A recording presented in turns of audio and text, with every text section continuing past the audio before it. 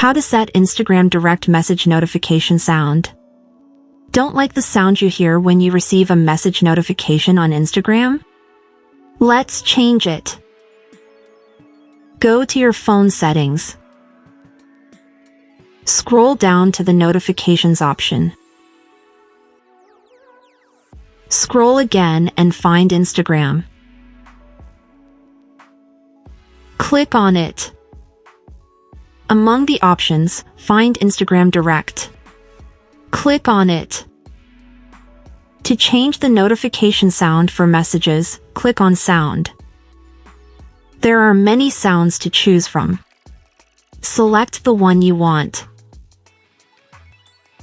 If you don't want to, you can set a song from your phone. Choose the Select a Song option and pick a song from your collection.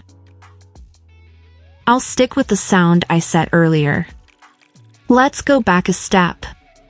Next to the sound, you can also set whether you want vibration with the sound or not. If you want vibration, check the vibration option. That's all. If you liked the video, give it a like and subscribe to our channel.